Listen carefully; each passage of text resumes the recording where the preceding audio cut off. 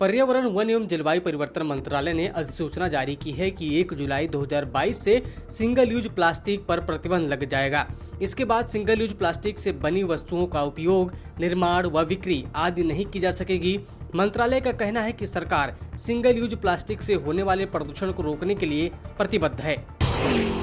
मध्य प्रदेश के मुख्यमंत्री शिवराज सिंह चौहान हर रोज एक पौधा लगाते हैं।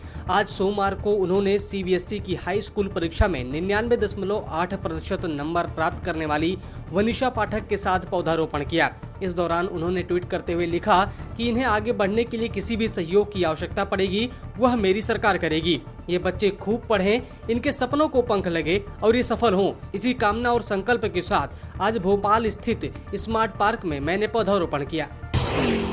दिल्ली से सटे गुरुग्राम में बढ़ते प्रदूषण पर लगाम लगाने के लिए हरियाणा सरकार ठोस कदम उठाने जा रही है। सोमवार को गुरुग्राम आए मुख्यमंत्री मनोहर लाल खट्टर ने ऐलान किया कि बढ़ते प्रदूषण को देखते हुए गुरुग्राम शहर में 5000 ई रिक्शा चलाए जाएंगे। सीएम ने कहा कि प्रोजेक्ट परिवर्तन के तहत अगले 10 सालों में डीजल और पेट्रोल के रिक्शा को बंद करके सिर्फ ई रिक्शा ही संचालित किए जाएंगे, जिससे लोगों को सस्ते किराए के साथ प्रदूषण से भी मुक्ति मिले।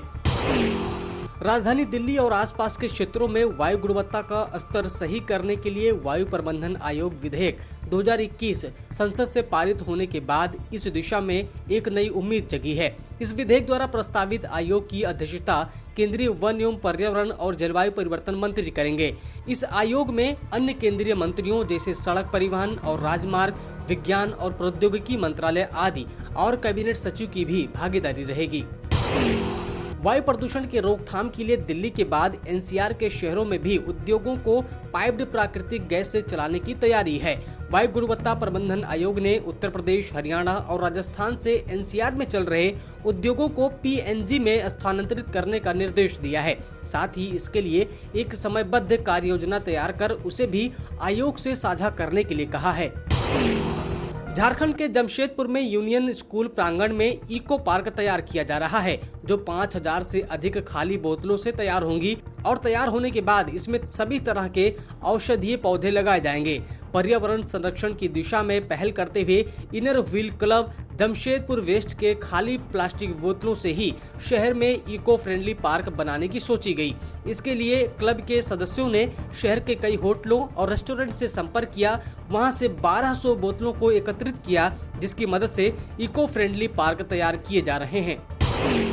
सन 1880 के बाद जुलाई 2021 का महीना धरती पर सबसे गर्म रहा। विश्व जलवायु परिवर्तन पर अमेरिका की national oceanic and atmospheric administration की जलवायु पर आई जुलाई रिपोर्ट में ये जानकारी दी गई है। हालांकि जुलाई माह धरती का सबसे गर्म महीना माना जाता रहा है, उसमें भी जुलाई 2021 को पिछले 142 साल में दुनिया का रिकॉर्ड सबसे गर्म महीना घोषित किया गया है।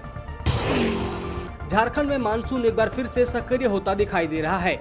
मौसम विभाग ने बारिश का येलो अलर्ट भी जारी किया है। देवघर, धनबाद, दुमका, गिरिडीह, गोड्डा, जामताड़ा, पाकुड़, साहिबगंज, रांची, गुमला, रामगढ़, हजारीबाग, खूंटी, बोकारो और सिंहभूमि में कुछ इलाकों में बारिश होगी। वहीं 17 अगस्त को भी कई इलाकों के लिए चेतावनी जारी की गई है। इसके साथ ही बिजली कड़कने और वज्रपात की भी आशंका है। झारखंड के अन्य जिलों में भी हल्के से मध्यम दर्जे की बारिश होने की संभावना लगातार बनी हुई है। देश में सोमवार को कोरोना वायरस संक्रमण के 32,937 नए मामले सामने आने के बाद कुल मामले 3,22,25,513 तक पहुंच गई। वहीं कोविड से बीते दिन 417 मरीजों की मौत के बाद मृतकों की संख्या बढ़कर 4,31,642 हो गई। देश में अब एक्टिव केस 1.18% हैं, जो मार्च के बाद से सबसे कम है। पॉजिटिविटी रेट 2.79% दर्ज की गई है। राजधानी दिल्ली में फिलहाल बारिश होने की उम्मीद नहीं है। मौसम विभाग का कहना है कि दिल्ली और उत्तर पश्चिमी भारत के आसपास के इलाकों में 18 अगस्त के बाद बारिश की गतिविधियां शुरू होने की संभावना है। वहीं पंजाब, हरियाणा और पश्चिमी उत्तर प्रदेश में 19 अगस्त से बारिश का सिलसिला शुरू हो सकता है। मौसम विभाग ने ओडिशा, आंध्र प्रदेश और पूरे पूर्वोत्तर में 17 अगस्त यानी कि मंगलवार को भारी बारिश होने की उम्मीद जताई हुई है। सब्सक्राइब करें पर्यावरण पोस्ट।